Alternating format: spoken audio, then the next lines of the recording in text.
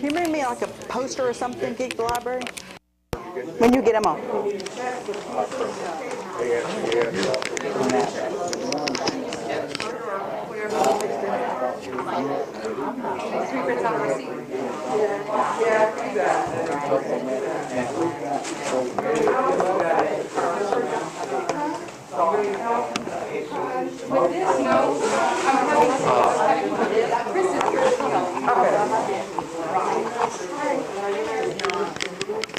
Leah, do you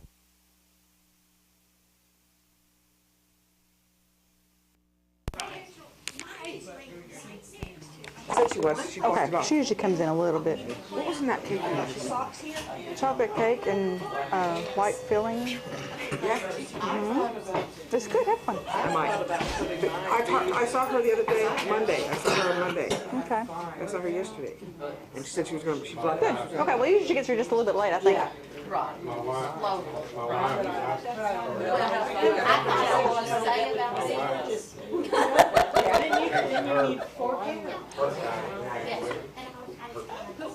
Okay, we're going to get started.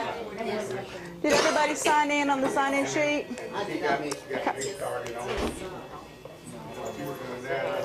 If you have an email address, I send out emails letting people know when the next classes are going to be.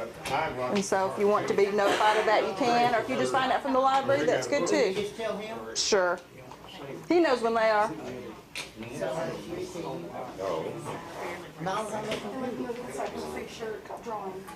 Oh, okay. Thank you. Okay, well, we are back again. We're back again for the genealogy classes for 2014. I hope everyone had wonderful holidays and talked to family members and got information or records or something. Or you gave them to your family. I did. Let's see there, sure. I did. That was my aunt's Christmas gift, and I thought she was going to cry. I just have a couple announcements before we get started. The library is doing a program some of you may already know called Geek the Library. And this is what it looks like. So my posters is out of films. I've asked everyone tonight if you could take just a couple of minutes, see Katie, and she wants to take your picture. And then you tell her what you geek. And if you see my picture out there, I geek dead people stories. I wanted to put dead people, but she wouldn't let me put dead people. So she added stories. So this is a campaign that they're doing here at the library, so please, help us out and get your picture taken so that you tell them what you geek, whatever it is you geek. What does geek mean? I think it's whatever you like, whatever you're into. Yeah. And also sign up for the free t-shirt giveaway out front. They're having a free t-shirt giveaway, so sign up for that too. We still have ornaments. I know it's after Christmas, but we're still selling them. We still have, I think, about 20, 25 of them left. My sons love them. Well, good. We're hoping to do another one again this year. Be another one in the series. But if you still want to buy some, we still have some. So I want to get that in there. That's really it. Does anybody else have any announcements or anything that's coming up, going on? I will tell you another announcement that the Friends of the Library have started a coffee chat that is kind of like a book club, but not. Normally in a book club, a book is chosen and everyone reads the same book and then you meet and discuss it. Well, we decided that we're just going to all get together, avid readers of anything and everything, and just talk about what we're reading. So we had our first book chat this month and it went really, really well. And our next one will be February the 10th at 5:30 here at the library. And bring what you're reading. If you're reading fiction, nonfiction, blogs, magazines, the newspaper, whatever you're reading, come and discuss it. Tell us about it.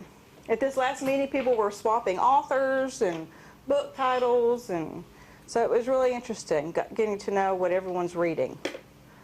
So, plan to come to that. We had about, 10, 12 people? We did, and we were in the paper. We were in the paper today. I saw that. So we're hoping to build it up so that, main thing is we want people reading. And we want people to understand that the library is here for, everyone to come and check out books. They have a lot of books. They can get books, even electronic books. So, always check here first when you're looking for a book. But yeah, February the 10th is our next coffee chat. And we have coffee at our coffee chat. And it's real, it's real laid back, nothing formal. We all take turns talking, and we had a lot of fun. So the next one will be in February. Okay, this is our January genealogy class, and usually in January we talk about organizing your research. Some of you may think, well, we've heard this before. Well, have you organized your genealogy? Is it all organized? Well, then I think we still need to talk about it. Some of us make New Year's resolutions to do this. I have done that in the past. I don't anymore because I break them. I don't do them. And so, this is not something that you have to do in a year or that you have to do next week. This is just encouraging you to start. And don't feel like you have to get your organization of your research done in a week or a month or even a year. The main thing is that you start. You do a little bit at a time. Hopefully you do more than what you collect, but that doesn't always happen either. So tonight we're going to talk about organizing your genealogy, and we're going to talk about organizing paper records and organizing computer records. So here is the handout for tonight. And I'll have some other handouts too.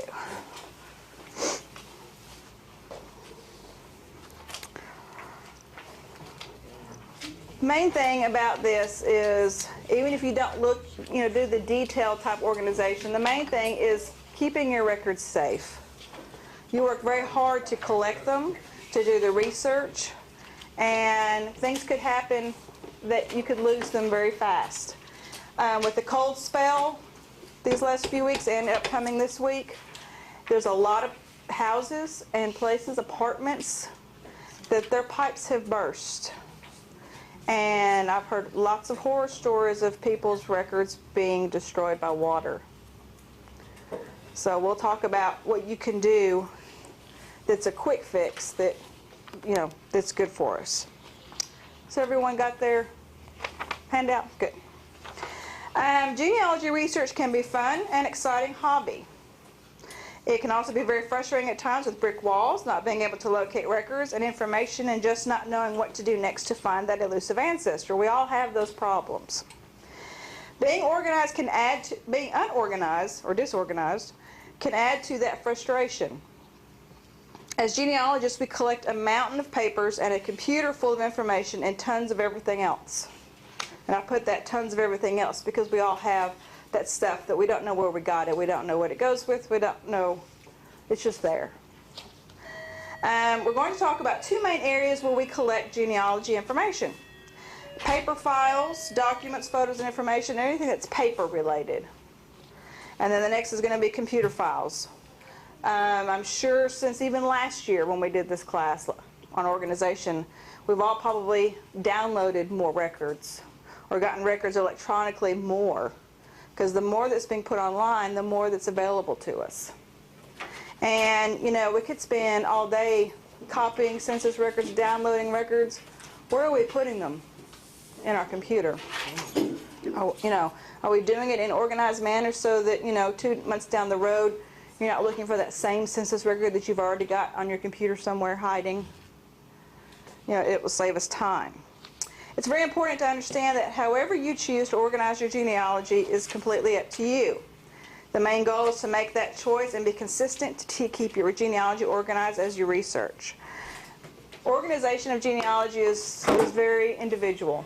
Each of us will have ways that we do things different from someone else. The way I do things may not be the way you want to do things. The way you do things may not be what I like. Main thing is find an organizational thing that you can work with, but stick to it. It's not really a good idea to go from this type of organization to this one and then to this one. Try to pick one and keep it consistent. Okay, first of all, we're going to talk about paper files, documents, photos, and information. All that paper stuff. The paper stuff we have piles of, boxes of. Even I do too. I'm not totally organized with mine either. We've talked many times in our past classes about organizing paper files and documents. Two of the most popular ways to organize your paper files are the 3-ring binder filing method and individual file folders. I brought in 2 of mine. I'm actually still, as I've told you before, in the process of changing my filing method from the 3-ring binder method to the file folder method. And I've been on this now 3 years. So it shows you. 3-ring binder is, I think it's a good, they're both, I think, good ways of organizing your information. I just think it's a personal preference. And over the years, I have found that this worked real good for me at the beginning, but it's not working good for me now. So now I'm swapping over to this because I like it better. In the 3-ring binder, you take a 3-ring binder and you put a surname on the end. This is the Wren family, part of my husband's family. And then inside, you have dividers that have like records. It says births, and then you have deaths and marriages, census records, court records, cemetery records, whatever kind of records that you have. Usually it's the basic, birth, marriage, death, and then you can add all the others. And what you do is you put all of the birth records for this family under this tab. Then you put all of the marriage records under this tab. And that way when you want a birth record for this family, you can go under this tab and you'll have it. And another thing you can do is in front of each section, just create you a list of what you have so it's easy to find and number. I actually started numbering. I don't think I did it on this. Yeah, I did. I started numbering my documents, and then I would put the number here and list them so I could go right to it really quickly. This is a way to do that.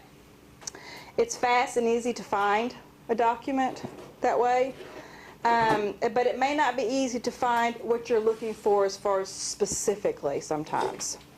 A good beginning organizational method to get everything initially organized. If you're at that point where you haven't really organized much of anything, this would be a good way to start just to get everything somewhat organized so you kind of can see what you have.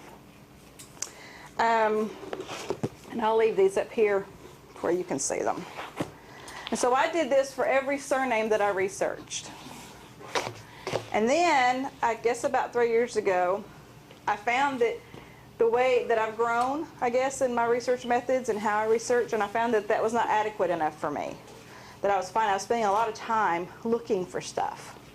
So then I turned to the file folder method. And the file folder method, we've talked about it before, is you take a file folder, make each one for each person that you're researching. And within that file folder, of course on the front I've got that, I put a personal history sheet which has all their basic information. This is you can quickly look at it. And then I put in, this is actually a timeline. I do timelines for each of my ancestors. And then I start with the records. The oldest record goes in first. Like this is the 1850 census. This is the first record I find this person in. And then from there, I put my records in by date order, chronologically.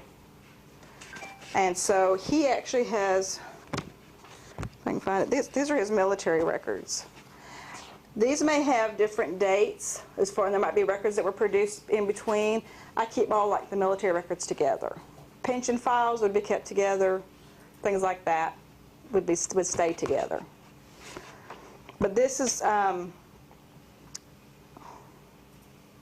then I would take each file folder that I would make for each one, and take a filing cabinet, put in dividers for the surname. And then I actually file mine by the oldest birth date and then go back. Like he would be here and then his children, I'm sorry, yeah, he would be here, then his father, and then there, you know, that kind of way. Does that make any sense? Doesn't make sense to me when I just said it. His father would be older. So his father should Right, be in the front, you're right. His parents would be in front, then his children, and then their children if they have the same surname. Everything's followed by surname. Now his wife would be filed under her maiden name in the Well, filing that's what I cabinet. was gonna ask, is you wouldn't duplicate, you wouldn't have his wife in this one No. because she started No. out as a Rogers and became a Wren or Right. whatever. Right. You would only have her with her maiden name. Correct. Now, I would make a duplicate copy. This is what I do. I would make a duplicate copy of shared records, such as a marriage record. I put a copy in this file and in her file. There isn't really a whole lot of records that would be duplicate records. Maybe birth records of their children might have their names on it. I might copy those and put those in here, maybe. But this is just another method. This is actually a more involved, more time-consuming method. But I like it because if I'm looking for information on him, I can pull his file and see what I've got. I don't have to go through a 3-ring binder full and find each of his records. They're all right here. And I can just pull his one file. Does anyone else use anything different than like a 3-ring binder or a file folder, or have thought of something different? We use the 3-ring binder and like by family, like my wife doing her family. Her grandmother would there'd be one folder with a big Cameron, which was her grandmother and grandfather, and then there would be her mother and dad. Right. But they would be in folders. And like we would have, you have one like for Cameron, one for Summers, Right. Yeah. and so on, ever family. Right. And it would be in a 3-ring binder, but I usually, I kind of organize what in there, but I put the same stuff, I have the same stuff in the computer under, I have a folder for Denver and the one for Summers and Right. so on. Yeah, we'll talk about computer files in a minute. Okay. The main thing is that to figure out an organizational method that works for you. What's your basic information sheet? What all do you have? On my basic, Does that go as far as children too? No, Or does that- this is is that per just person. Per person married? Yes, I have name, birth, date of birth, place of birth, date of death, place of death, date of burial, place of burial, father's name, mother's name, name of spouse, marriage date, marriage location, and occupation. Okay, so it's basically the same thing like an Yes, ancestry. pretty yes. much as far as- And this is, I found, the reason I started doing this is because it's like a cheat sheet. You just have to open up, it's right there. If I'm just looking for a death date. Now, if we have, our online, or our computer family tree, like a family tree maker or a legacy or something, we can find it quickly there. But if for some reason we need to go to our paper files, instead of having to go through all of it, I can look right here. It helps. Also in front of his file, I have, which we'll talk about this later, my correspondence log. We've talked about these before. This is, to me, it's a very helpful organizational tip. This is where I keep up with if I've contacted a repository, a library, or an archives, or someplace and asked for records. And a lot of people will actually record all the different places on the internet that they went to look for records. Now, that would be very tedious and time-consuming to write all those down. You probably could keep up with that better electronically than you could writing it down. But I write the date that I contact, or send a letter, or send an email, the place that I send it, and then I also put the email address in case I don't get a response. Then maybe I think, well, maybe that was the wrong email address, and try to find another one. What I asked for, and then the date that they responded, and what they responded. Either they sent me the record, found it, or didn't find a record. I find this very, very helpful because if I'm going to start working on him, again, you know how we all kind of, we'll work on this one, we'll eventually make our way back around to the one we were working on 6 months ago. Well, I can open up his file and I can look and I can see, you see all this is yellowed? That means I've either gotten a response or it's been way too long and I never heard anything. So I consider those closed. But if I had some that were not yellowed, I could look at that and go, I need to check into that. I haven't heard about that. Yes? Don't put a yellow on it for a long while. I got something in the mail this week. I had written a letter in 2009 And I thought I would never hear back. Oh, really? You know, it was to somebody with a church history background in Mm-hmm. Nashville. And I just thought it was lost. And I got back in that same envelope, you know, that I had enclosed. From 2009. Wow. Okay. So, Well, okay. At least they answered you, though, huh? But this helps me keep up with, if I'm trying to figure out what records I want to search for him, I can look and say, oh, I've already looked for that, and they told me they didn't have it, or that it wasn't there, or that I already got it. Well, it's not in here. Where is it? It's probably in that pile of papers somewhere else. But that, another organizational tip. Like I said, it takes time to stop and to write these things down and to do these, but it might really help you in the long run. So it's something to think about. You know, file a your lot- folders alphabetically, insert yours alphabetically. Yes, I do. Yeah. a lot of times, especially if you're hunting military records, you're not gonna get them back the next week. Right. It may be 6 or 8 months or Yeah. sometimes a year before you get them back. Yeah. I mean, that's normal if you're hunting military records, Right. especially on internet feed. Yeah, it's true. And especially if you're writing to places like the National Archives or different places like that, their wait time can be longer than just a normal library or something. That's true. Those are really the two types of filing systems that I am more aware of. There are a lot more out there. There are some out there that use some color coding type thing. Do you do that? I can't wrap my brain around that. I don't know why. Basically, there's 4, like my husband's maternal line and his paternal line, my maternal and my paternal line. So each one of those lines, when I got the volume-wise, so much stuff, Yeah. they each have a color, and in my database, they're color-coded too. Okay. But each one on the file folder, you could have a colored file folder or just use the label and use that Yes, color right. for the name, and then you know which, family that name is connected Yeah. to. I never could, I tried, I never could wrap my brain around the color thing. The other thing is a lot of people will number their ancestors. There's all different kinds of numbering systems. I could never wrap my brain around that one either. To me, these are the simplest. And the 3-ring binder, I would suggest to you, if you just have piles, if you haven't really organized anything, I would suggest to do the 3-ring binder first. After you've gotten everything in 3-ring binders, then if you want to try the file folder method, you can go to that. But first get it in 3-ring binders and separate it out, birth, death, marriage, that way, so at least you know what you have. Yes? I'd also suggest on the 3-ring binder that when you're just arbitrarily punching holes, you kind of make sure you don't punch right through a date you need or something. Well, actually, what I do... I mean, it sounds so simple, Yeah. but that can really mess up a good day. I actually put all my documents, and this may be overkill, I put all mine in page protectors. Yeah. Even copies, even stuff that doesn't need to be archival, because of that very reason. Yeah. And not to If you mention, start when you... thinking about it, you just, Not to mention, when you're working with these and your folders get larger and larger and you have to flip through them so much, they're going to tear at those holes when you make them.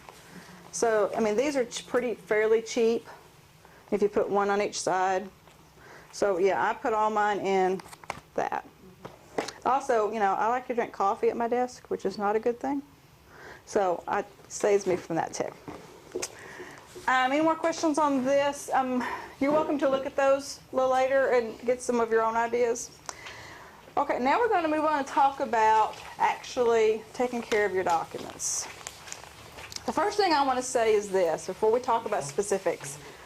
Over the last few weeks, I've heard some horror stories about pipes bursting and records getting wet of genealogists that I know. I believe Hickman County Library, I don't even know if they're open yet.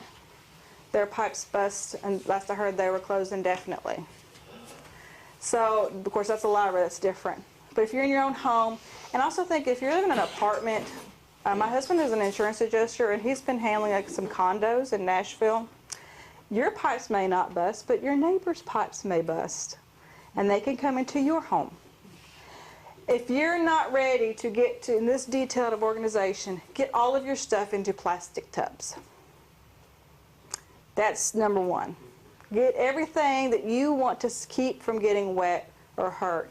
Put them in plastic tubs. And it's not just gonna be, and this is from personal experience that I'm still going through right now. I'm living with my parents, so all of my stuff is in storage outside in the old metal connexes. Right before we had that the last big Arctic blast, we had all that rain. What I didn't know was there was a pinhole right above where my shelving is. It got larger. So everything on one corner Yeah. got soaked, and then it froze. I didn't find it until after it's all froze.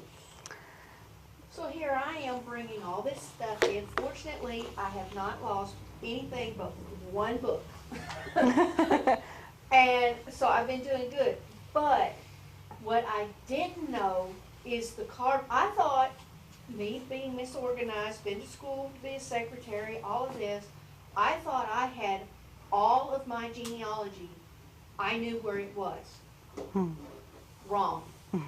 The 2 cardboard boxes that was on the shelf that got the most water, fortunately, they were in the middle. They didn't get anything, but I have found a ton of genealogy work I don't even remember collecting. I think a lot of us could probably say that. So even if you've got a storage area, I mean, even my extra books that I haven't worked on and reference books that I've got in that storage that's in there like a little cabinet. Fortunately, it was toward the middle of it, but it can be, it's not even have to be in your house. It could be in your storage area, whether it's in your garage or, like with me, outside buildings. So I have a genealogy closet. I have an office in my home, but I have a closet that I call my genealogy closet. All my genealogy stuff's in there, but it's what I haven't organized or what one of those I'm going to get to later things. You know, they're in plastic tubs. They're not organized, but they're in plastic. You know, that's my number one. Get everything in something so if something happens, it doesn't get damaged. I'm at the middle of the page on page 2 under documents. We collect many types of records and documents during our genealogy research. It is important that we archive and preserve our most important and original documents properly. Put documents in acid-free page protectors. Put smaller documents or records in acid-free envelopes. Now, when I say our most important and original documents, those are those ones that are the original birth certificates, the original death certificates, original marriage certificates, original military discharge papers, anything that's original. You know, we really need to make sure that those are taken care of first. Now, all the copies and things that we print offline, you know, I think that those are important too, because that may be all that you have to prove whatever it is you're researching. So, but mainly get those real important older and original records taken care of first. Every day there are more and more records being put online for us to find and use. If you have piles of printed documents from online sources, treat these documents the same as originals when filing. Also put these copies in acid-free page protectors. Like I showed you in the binder, I put everything in page protectors. While they're not originals, they may be as original as you may get your hands on, and you want your future generations to enjoy what you have found and added to your genealogy. Now, how many of you are like me and you're sitting on a Saturday doing research and you find stuff and you hit the print button and you find something else and hit the print button and the pile gets bigger and bigger, and I'll file that later. You know, we add it to our family tree maker or Ancestry.com family tree or something, but we print it off and we keep printing and we keep printing, and yeah, we all have that. Well, we need to, but you also at the same time you should file it in your data file. You should, in your online, in your computer files, and also in your paper files. That's a good time to do it when you do it. Right. Yeah. Right. Yeah. Right. I don't know You any make of it us that do that though. But you make it like a PDF file of it, Yeah. and then But you know, a lot of people. the PDF Yeah. file, and then run a copy out while you're Right. at the same time. And you'll see, we'll talk about this in a little bit when we get to computers, but people also get into trouble when they're saving to computers too. So we'll talk about that. One of the things that I was telling you about are these are acid-free page protectors. And these are just a regular old page protector, but they are acid-free, which means that when you put your document in here, there are no chemicals in here that will leach into your documents. Now, I've had people tell me, well, I've had my documents, you know, in something in a non-archival form, and they're just fine. Well, they may be today, but you want your documents to last 100 years, 200 years. Think about it. And so, eventually, the chemicals will leach in there. One of the original, well, not original, one of the ways that archivists used to preserve documents, believe it or not, I believe this would have been back in the 1960s and 70s, and they actually said this was the way, we are stamping our stamp of approval on it, was laminating. National Archives, state archives, that was the way to preserve records because they did not understand that there were chemicals in this laminating. Now today, what are they doing? They're going back and they're taking the laminating off of all of the documents, which is a very slow and tedious process. But at the time, they believed that this was the way to preserve documents. Number one rule of taking care of your documents is don't do anything to them that you cannot undo. Now you can undo lamination, but you will not be able to do it yourself. You'll have to pay lots of money to take it somewhere to have it done and hope and pray that it works. Because some laminating worked really well. A lot of times they'll just tell you just leave it the way it is. Today, if you contact someone, they'll tell you just leave it the way it is. Let's not even try. So do not laminate your records. If you want to laminate something, make a copy of it and laminate the copy. But do not laminate your original records. I know it looks wonderful and it feels like it's safe and secure, but it really isn't. Eventually, it will break down those records and make them really bad. But these are the ones that we use in the archives, and you can buy them now. You can buy them just about anywhere. And so these are what I use for like a regular piece of paper. And then we use, these are acid-free file folders that you can use for your file like this for your ancestor. These are acid-free, and archives use them every day. You put them in here, and they'll keep for many, many, many years. And in the end, I will give you some places where you can order this stuff. Now, I will tell you, anything with the name archival in it will be more expensive than the regular file folders. And I even encourage people, which I didn't do that in here. A lot of times I'll actually put documents in here, in one of these, and then in here. I know that sounds like, you know, overkill, but you just don't know what your records might be subject to. Let's say it got close to water somehow. Well, the file folder would be bad, but the plastic or the archival might save your record. So that's how we use those. Trying to look what else I've got. Oh, records that you have that are old, that are damaged, that have tears in them, they're dirty, things like that. You can actually work on those a little bit. I wouldn't advise to work on them a lot, but I have brought a couple of things that you could use. These are called chemical sponges, but there's no chemicals in them. I don't know why they call them chemical sponges, but these are called chemical sponges. And recently, the last couple of years, I've learned that only one company makes these in the United States. And it's kind of like the Coca-Cola recipe. They have it under lock and key, you know. But you can buy these through the archival catalogs. They're kind of expensive. But what you do, and I actually brought some for everybody to have because I was able to find someone who had some remnants. I'm not going to give my source either. This guy had some remnants. He doesn't sell to the public, so I guess I can tell you. I got to thinking about it. My husband is an insurance adjuster. He works with, like I said, water claims and things like that. And I got to thinking about it. I thought, they use these when they have to clean documents. And so I contacted one in Nashville and asked him, I said, do you have any kind of sponges that you clean documents with? He said, oh yeah, we got that. And I found that it was like 3 times less expensive than the ones in the archival catalogs. So when I ordered them, he said, well, let me ask you something. He said, the company sent us about 7 huge pallets of what they called remnants. These are the cutoffs for where they make these. The company didn't know what to do with them, so they sent them to us for free. So would you like to buy a couple of boxes that was next to nothing to buy? I said, oh, yeah.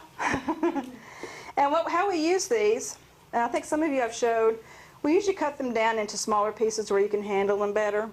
And then you take, let's say I use this one. And you take your paper and you put your hand here to secure it so you don't rip it even worse if it's ripped. And you take your sponge and you just very softly, and you will not believe the dirt that it will pick up. Because you can even do this across your whole piece of paper and then come back with the clean part of the sponge and do it again and you'll have more dirt. But it will clean up. A lot of county courthouses have soot ash or soot from where they use coal to heat with. And their documents are black. And so they use these and they're able to clean it off. So I brought everybody a sponge. Everybody gets a sponge. But these are very good if you have very dirty records. Now, if you have records that have rips or tears in them, do not go crazy with this stuff. It works great, but don't go crazy with it. If it's not too bad of a tear, just leave it alone and put it in a page protector. That will keep it just fine. This is called Filmoplast, and it is not tape, but it is a type of membrane that you can put on the tear. I don't think you can see it on here. Yeah, I got it. This is how thin it is. You can see that. And what you do is you put it on your tear and smooth it out, and it repairs it. But I don't encourage people to use, don't be doing like this and like this. If you've got small tears, use it on that. Otherwise, just put it in your page protector, and that will be sufficient. Because while this is archival, they really don't want you to use this a lot. Because over time, it would be difficult to get off if you ever needed to get it off, and it might discolor. So I would not use this a lot. Donald is actually using this on some very, very, very large aerial photographs that the county has. And it's worked pretty well on those, hasn't it? Yeah. Keep it straight. Yeah, it's the one thing, when you go to pull this off, it can get, it's hard. It's kind of hard to use sometimes. But it's something. If you have tears that you want to repair, this is something you can get. And it's relatively inexpensive. It's not that bad. If anyone doesn't know, do not ever, ever, ever use regular tape. Please don't. I have had records in the archives where people have used Scotch tape. Okay? And it does one of two things. The one thing is not okay, but it's better. It either will dry up so bad that when you touch it, it just falls off. And that's good, except for it discolors the paper yellow.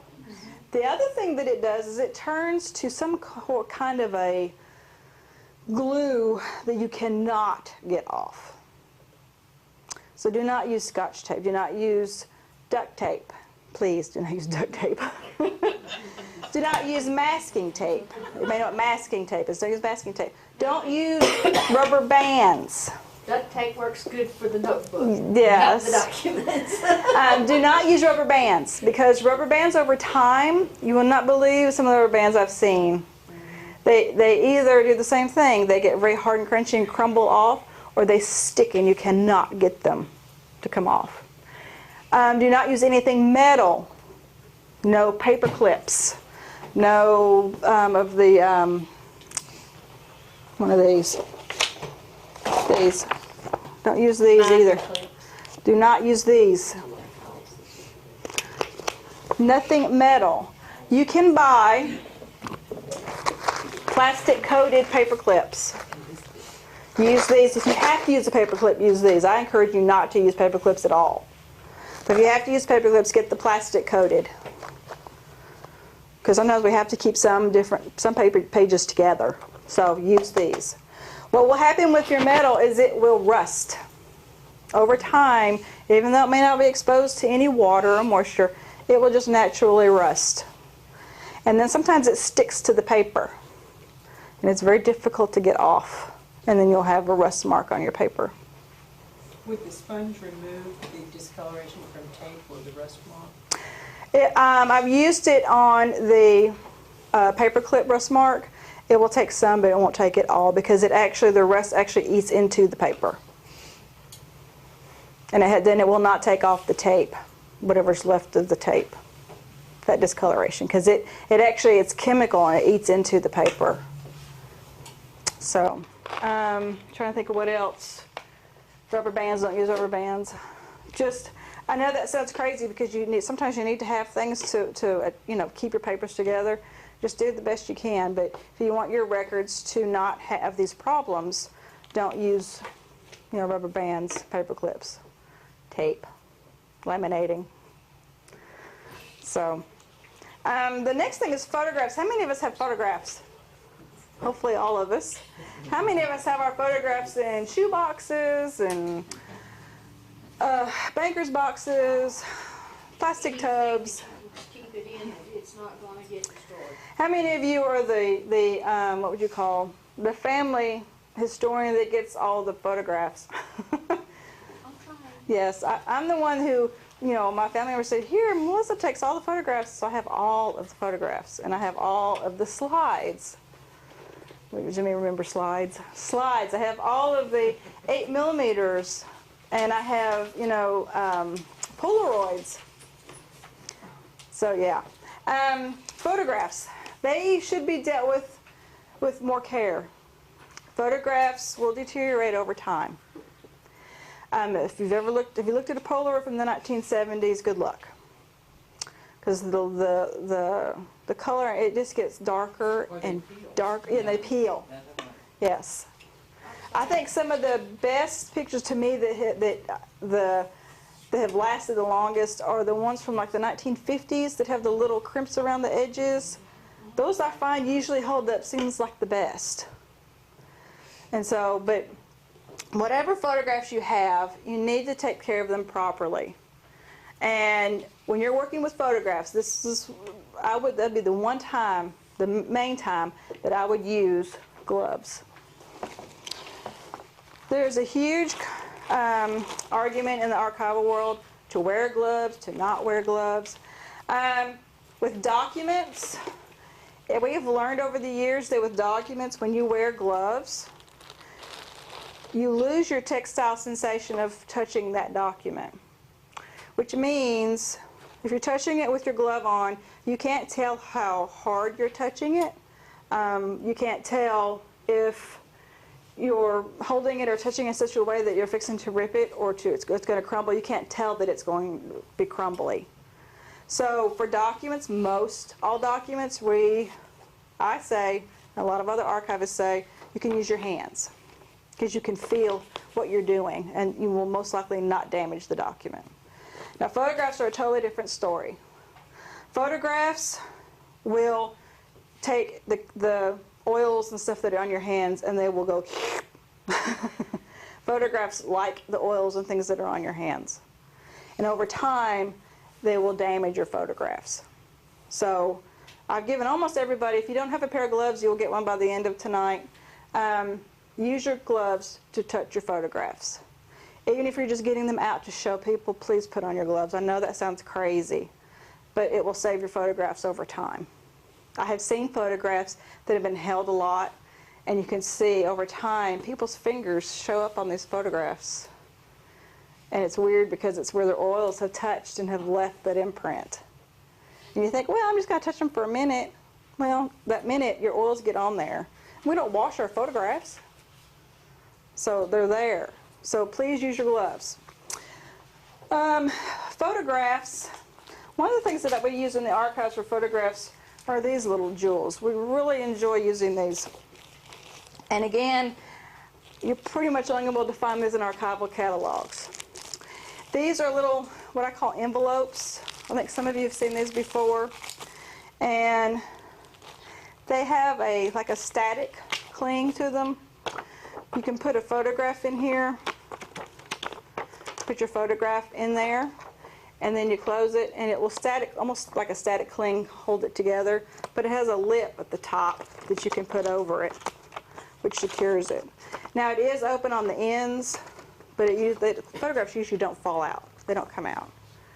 But this is great because you can touch these and hold these once your photograph's in here. And you can take them and put them in a photo box. This is an archival, acid-free photo box. Now this one won't fit in there, but this other one will. And there's all different sizes. They've got this size, they've got the real small size. What about one that's about that long? I'll get to that in just a second. I think I've talked to you about this one. This one's my great uncle's military photo where it's the whole platoon. Yes, I have one of those too. And it's all rolled up. Yeah, yes. These are also, you can actually take, which we've done in the archives, if you have a photo that isn't this big, but it's like this tall, if you want to, you can cut it and downsize it. They cut really well. You can downsize it and then use the cutoff for another picture. We have a whole bag full of cutoffs, and we go through and we'll find them for a picture or something that we have.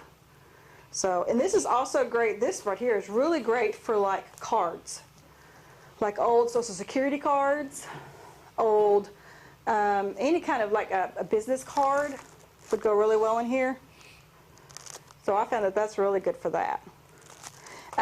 Back to documents for a little bit. These right here, Pat might know what these are, what these are used for, and Susan might. You know what these were for? We don't see them much anymore. These are microfiche envelopes. These are archival, acid-free. They're microfiche envelopes. Does anybody not know what a microfiche is? Microfiche is something we used to use before microfilm. There's some places that still have them. I actually have some over in the archives. I have a whole box of microfiche. They're like deed records, I think. But I use these for small documents. Again, it could be, a card. It could be a postcard. I put postcards in these. Of course, you could also put postcards in these. But this is just another something to use for odd, smaller things that you don't want to put in a page protector. But you could put it in a page protector if you wanted to. But I like them in the smaller things.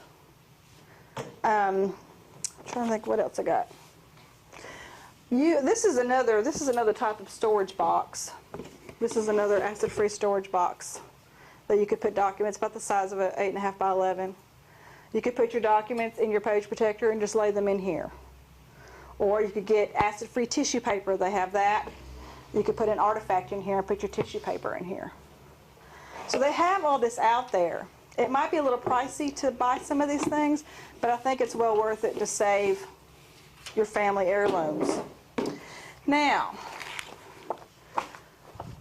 she was asking about large pictures. The archives just recently purchased this, and we're going to use it for our Irish Celebration collection. Kay French gave us all of her Irish Celebration things, and a lot of it are the newspapers. Usually after Irish Celebration, the Leaf Chronicle and the local newspaper puts out a whole page newspaper thing about the Irish Day. So we don't want to cut that up in any way. And so what we have, this is a form of a scrapbook. But you could also you have to buy these separately, so you could buy them for what? This is like a really, really, really huge page protector. And it's large enough for the newspaper to be put in here. And so we're going to put our newspapers in here. And then you can put behind the newspaper to make it stable, is a scrapbook. This is acid-free. They call this scrapbook page. Now you can also use this to scrapbook. Those of you that scrapbook, this is a huge scrapbook. Speaking of scrapbooks, if you scrapbook and you use photos and documents in your scrapbook, please use copies, especially if you're going to use Scotch tape or glue or anything like that. Do not use originals in your scrapbooking. You could use this as a scrapbook. And then you put this in with this, and then it goes into this nice binder. Now there's metal rivets that go here in the holes, and it's adjustable, which means it can make it thick as I think it gets about that thick as you can get to about that thick, I think. So you can put pretty good many in there. But we just purchased these with grant money, actually. That's just that's just an individual page, like if it, on your papers, you would have to Yes. cut, you would have to Yes. cut them You in could. You half. could cut just the. You just, You could cut just the front page out and put it in there, or you could put the whole newspaper in there if you wanted to. yeah, but you still have to, Right. you'd have to cut it if you want to see all four sides of it. Well, if you want, yes, if you wanted to see all four sides, yes, you'd have to cut it and put it in each individual to do it that way. Page 1 and 2. Yes. Yes. And 1, 3, and 4 in the next, so. And while we're on the subject of newspapers, if you have newspapers in your collections, all of us have newspaper clippings of obituaries, birth announcements, marriage announcements, anything like that. And please don't get mad, but make a very, very good copy onto acid-free copy paper and throw the clipping away. Newspapers are one of the most horrible types of paper out there. If your newspaper clipping comes in contact with another document, over time, when you look at that document, you'll see the outline of your newspaper clipping, because those chemicals will leach into that document. Now, a lot of people cringe because they think, oh, that's an original document, that's an old newspaper clipping. If you want to keep your newspaper clippings, use this, or use this. Put them in here, okay? In the archives, we deal with a ton of newspaper clippings. We make extremely good copies, and we throw them away. Now, there's some newspaper clippings that we do keep, you know, for just certain reasons we decide to keep them. But most of the time, we make a photocopy, a very good photocopy, a good color photocopy, so it depicts exactly what it looked like. But if you want to keep them, you'll need to put them in something like this, because if it comes in contact with your other documents, it's going to discolor them. And newspapers over time become very brittle, and they fade. And yeah, it's great to say, oh, look at that newspaper from, 100 years ago. That, if you want to keep it, just make sure you put it in something like this. Newspapers are not of very high quality. No. Now, when you get... If you make a good copy, it may be even better than the newspaper. Yes. Now, when you go way, way, way, way back, newspapers were printed on linen. I'm talking about 1700s, maybe even the early 1800s. Those newspapers are actually much better than what we have today. If you have a newspaper that you want to keep the whole newspaper, like a commemorative, from World War II or something like that, something like this would be good to put them in. Another way, which I didn't bring a big enough box, but you can buy an archival box, like if you folded the newspaper in half, like it comes, you could lay it in a box and put tissue paper in between each newspaper. You could do that. Okay. With all my family is famous for cutting out obituaries, where somebody's gotten married, somebody's had a baby, and sticking it in a Bible. Yes. What do you do? What is the best method to use when the 2 pages that has the newspaper clipping, when it sticks right at that newspaper clipping? How do you get those pages apart? Well, you can try to very gently, but if it looks like it's really not going to do anything, to be honest with you, leave it alone unless you can take it to a conservator and be ready to pay some money to have them unstick them. You could try, one thing you could try, now, I've never tried this, but one thing you could try is to put it in, this is what we do with documents that are very, like you're talking about the rolled up photo that you have. We take a tub. This is the easy way to do it. You take one of those big tubs, and you take a rack and put that down in the tub, and you put about that much water in the bottom of it, warm water, so it creates some, yeah. And you lay your document on that rack. Do not let anything touch water. Put the lid on it and set it aside for a day. Go back at the end of the day and check it. And your photograph or your paper should be relaxing. Now, see, I don't know if you want to do that with the whole Bible. I've been told to stick it in the freezer and let it freeze, You could try that. and then it would come apart. Yes. But One of the things that archivists do when they are called to someplace that has experienced a burst pipe and everything's wet, they immediately take all their records and they put them in the deep freeze. Because when you were talking about your records got wet and then they froze, I immediately thought, well, that's actually a good thing because it stops mold. If your records get wet, if you have that experience, take them immediately and freeze them because it will stop any mold from starting to grow. Because that's one of the big enemies that we have to fight in the archives is mold. that's the one thing, the one book, Mm-hmm. it wasn't protected, it was sitting out, and it got so much water and it froze, all the pages stuck together, Right. and it was the one that was already starting to grow mold. Right. Uh-huh. So, One thing too, not all of us can do this, or probably a lot of us can't do this. You need to keep your records in an environment that is the same all the time. If your records are getting hot and getting cold and getting hot and getting cold, it's going to deteriorate them. So outbuildings aren't really great, but it's what we have. So you do with what you can with what you have.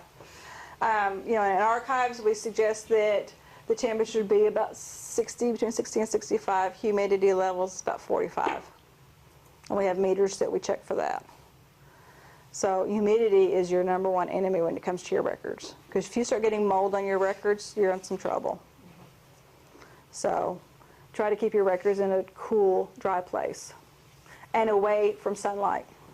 that's the one thing about these big metal things. These connexes have got, it's the things you see on the trains going back and forth. Mm-hmm. They've got the dents on each side, but it still gets kind of hot. Yeah. But Yeah. Yeah. And so we're talking about organizing, we're talking about photographs. Well, if you have piles and piles and piles of photographs, and you say, okay, I'm going to organize my photographs, and you look at them and you go, oh, shut the door. Don't look at it as the whole. Either once a day, once a week, once a month, whatever time you can give to it, go and take out 5 or 10 photographs. Okay, and close the door, close the box, you know, don't look at anything else, just grab 5 or 10. Take those, if they're identified, great. If they're not, try to get them identified. And when I say identified, I say, who is it, where was it taken, when was it taken, ask all the questions you can think of about that photograph. And then you put it in your archival, or if you get an archival photo album, which Miss Pat's got one because she won one last year. But I did bring one tonight. I should have brought one. And I'm sure it's full and identified and all kinds, isn't it? Of course. And but you can find them. Just so you have to look for them. Or if you decide to do it this way and put them in a box. But do a few at a time. Don't feel like you have to sit and do all of it today, because then you won't do it. I do that. I won't do it. So to get 5 or 10 photographs, yeah. I was fixing to say, when you write this information down, again, I come up with, run across pictures that have been written on the back with number 2 pencil.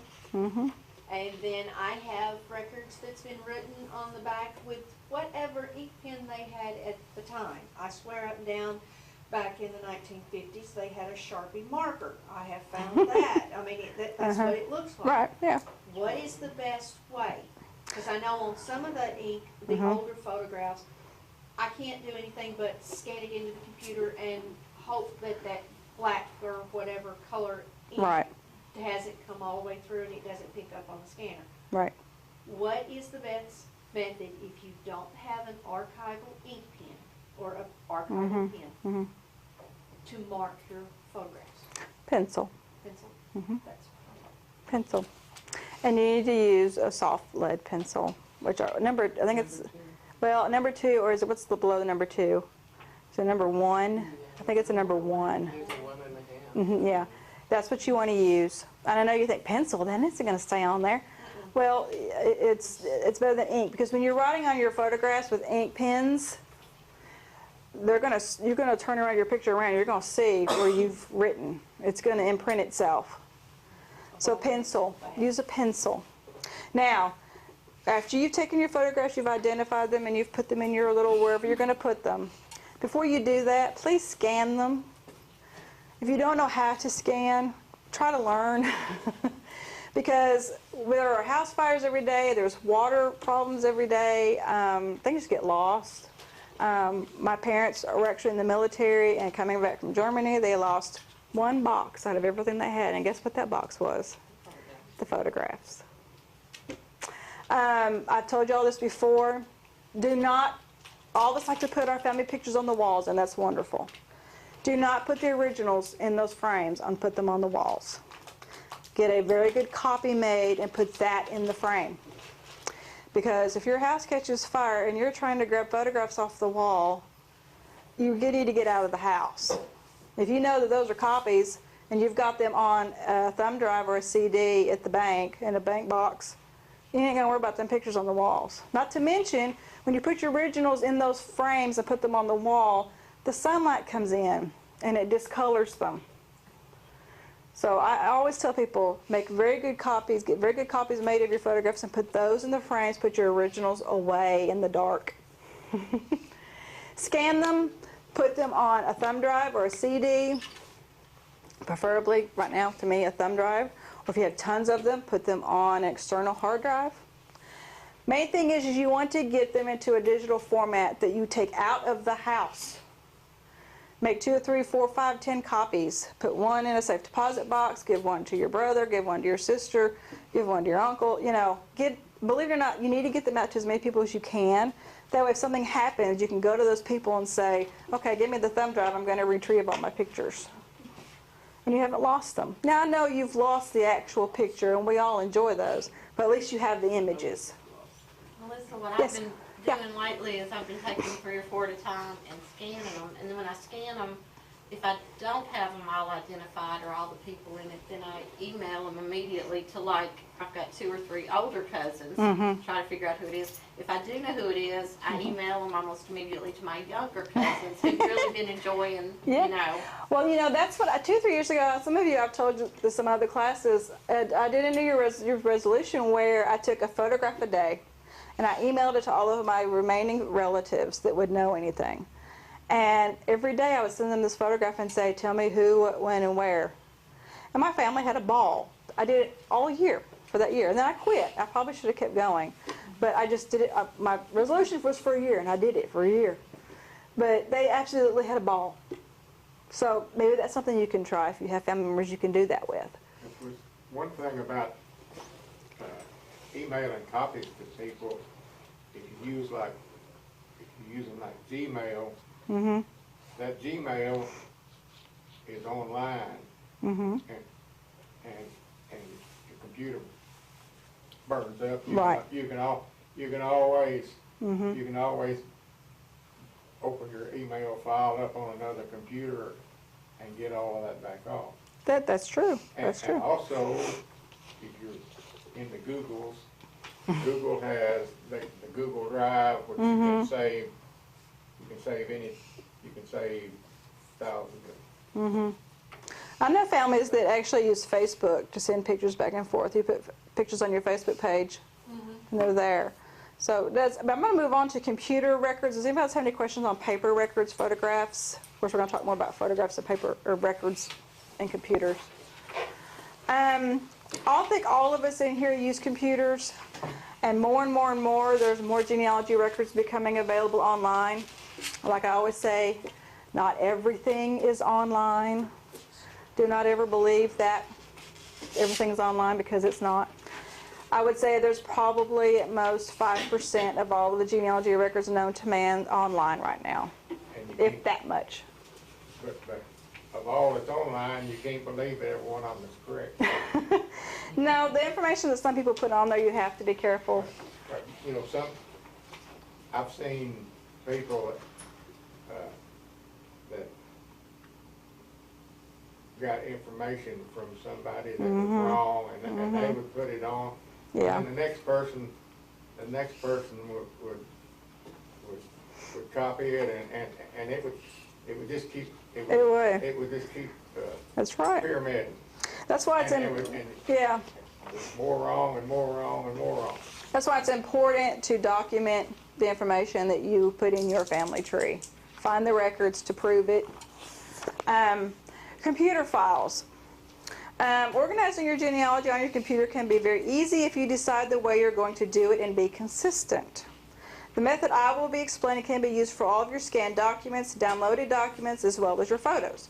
But remember, you don't have to use this method of computer organization. There are many other options. The most important thing is to start now and get it organized. This is what I do. Now, you all may have a totally different way you do it, and if it's comfortable for you, that's great. Step one is I go in and I make a computer folder for each of the surnames I'm researching. So when I go in, under my one big heading family files, I have Barker, Barnes, Burnett, my husband's family, my family. It's all right there. And then I go into each one of those files and I put individual folders, just like the individual folder over here. I do the same thing on the computer. I make an individual folder for each person I'm researching. Within that person's folder, I make more folders. Birth records, death records, marriage records, military records, cemetery records. Anything that's a record set, I'll make another folder in my computer for. One thing I do is, like, if it's a male or female, within his file, I'll put his spouse's file. But then I also have hers somewhere else to her own surname. It's easy to copy and paste those things. So you have your individual files. If the person you're researching is married, then you make a folder for their spouse. To me, that seems like a very easy process. To someone, it may not. But to me, it's about 3 or 4 clicks, you get to where you want to go. Now, when you put in your documents, let's say you have one, put in a birth record. You put a birth record, you go to the surname, you go to this person, you click birth records, it should be there. You need to put a description of what it is. Birth record, Baltimore County, Maryland. You know, whatever you want to put there to describe that document. And I always have another file folder for photographs for each person. You could put anything, actually.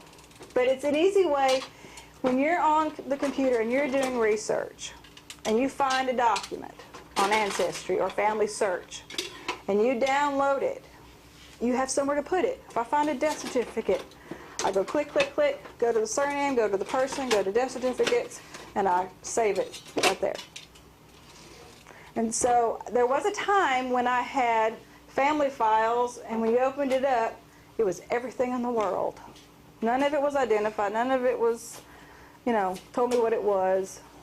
You know, all them that you download, you need to also document that they're correct, because you get a lot of misinformation. True, that's true. Usually you can't believe every document anyway, even if it's a death certificate, birth certificate, because, you know, there could be wrong information on anything. Right, but So, you need to be able to prove that. exactly. Correct. Mm-hmm. That's one thing that I know that a lot of people really push is proving. Having proof. Well, you know, if there's some people out there that like to collect as many names as they can, and that's fine. If that's how you do it, that's how you do it. You know, but if someone comes to you and says, well, how do you know she was born in 1830 in Stewart County? Well, I don't know. I got that from so-and-so. Well, then they may not see your research as very credible for the rest of it. And you may not care about that. But if you do, then it's important to keep your stuff organized the best you can. Work on it, you know, the best you can. Does anybody else have any other computer ideas that they do? Well, Main thing about it is back up your computer too. Save your information. But like you said, a lot of that, if you want to document that, you can also get you can get their birth records. You get your birth record, your death records, and for proof. Right. Yes. Some time ago, I took one of my computers to the pawn shop, and they erased everything off of it. Now, is that lost forever, or is there some way you can get it back? You'll have to talk to somebody who knows about computers, because I don't know about computers like that. I would probably say, no, it's gone, but I don't know. Well, it would go back to what we were talking about before, how much do you want to take for what's on the drive? True, that's true. It depends on how they erased it. Yes. If they knew what they were doing and really erased it, it's gone. Right. But if they just hit No, delete, it's never gone. then it's No, not gone. it's still on the If they disk. take the hard drive out, it's gone. Well, if you take a hard drive out, If that's they know what they're doing, it's gone. that's a difference between erasing. I'm No, gonna. absolutely. It's always there. I'll just Absolutely. talk to you about some different documents that I use. I'm going to hand you these. You're welcome to copy them and use them. This is the correspondence log, a form of a correspondence log that you can use if you would like. You can take one. And then I've got, let's see. At one time, we were using family tree program, and at that time, they had all kinds, every kind of file, every kind of form, Yeah, they do. and we got every kind of form that you could think of. We've talked about, We don't use family tree anymore. yeah. That's- I've talked about timelines. You can make up your own timeline, but this is just a form where you can write out a timeline. The reason that I talk so much about using timelines or making timelines for each of your ancestors is that it helps you to see the gaps in your research. If you can look at their timeline and you see there's a 10-year gap, you might want to try to find something for them with that 10-year gap. You don't know where they may have gone. I like to try to find something at least every 5 years, if not every year, for my ancestor. It's difficult sometimes, but I do try to do that. Another thing that helps us, especially when you're going to do research, how many of us go to a library, an archives, a courthouse, or whatever, especially in a different state or a city, and we get there and we get flustered and frustrated because, oh, I forgot what it was I was going to look up, or you get so overwhelmed by how much is there. Mine usually overwhelmed. When I get there, I'm like, oh my gosh, I have found the treasure trove, Yes. and then I can't think. I'm going to give you, this is another form, it's a to-do list. As you're doing your research, you can write down what it is you need to find for your ancestor and take it with you. So it's like a to-do list. That helps you. I know people that have went to Salt Lake City and spend like a week or 2 weeks researching.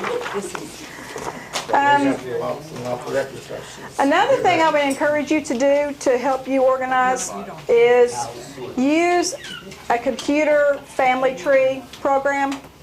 How many of us use a computer family tree program, like Family Tree Maker, Legacy, Master Genealogist, Roots Magic? There's actually a couple of fairly new ones. Family Search now has their own family trees on there. I don't particularly care how it's set up, but you may go on there and like it. There's also WikiTree, WIKITREE, WikiTree. You can check into that.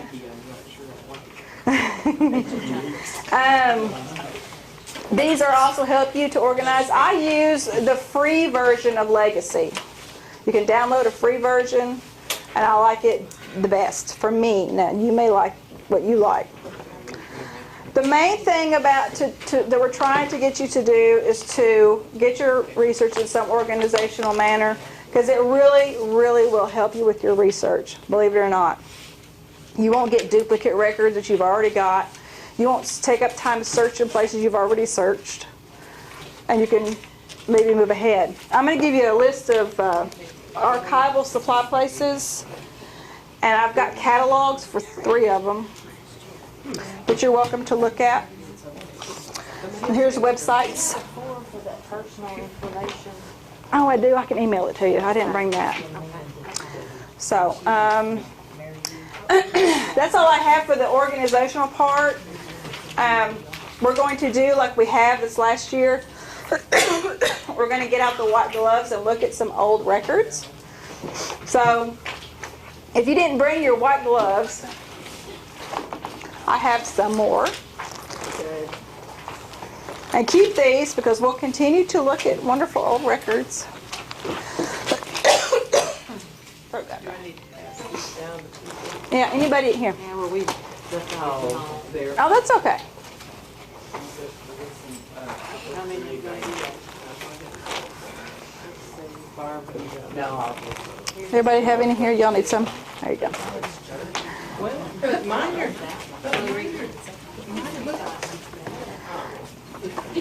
From the last time we were doing the reference thing, I forgot. I know. What about the stuff we Yeah, 'cause I would tell Melissa, What? take a break and have a short leash. It's been cold. Oh, yeah. It's been here. Uh,